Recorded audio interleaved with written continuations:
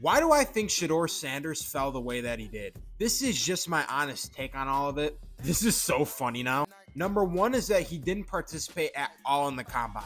The only time I think this is acceptable is if you're like for certain the number one pick or if you're coming off an injury. Sanders was neither of those. Also, apparently he's been flunking interviews. Brian Dable apparently challenged him. Sanders wasn't prepared and he didn't like it.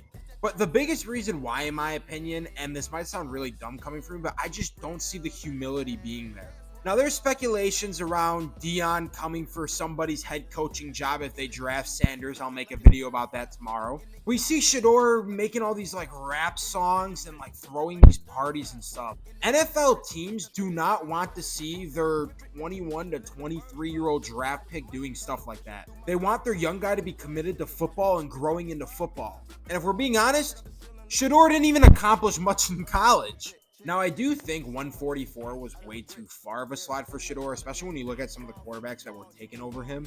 But I'm sorry, he gave teams reasons to not like him.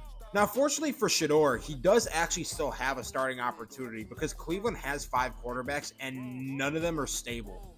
Are you good?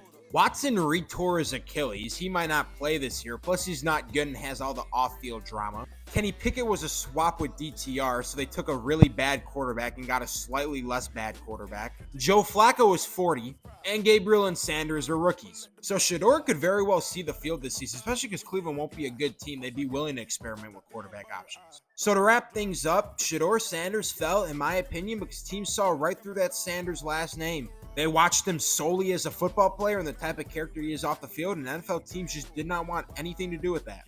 And now he's a Cleveland Brown, aka the graveyard for all quarterbacks.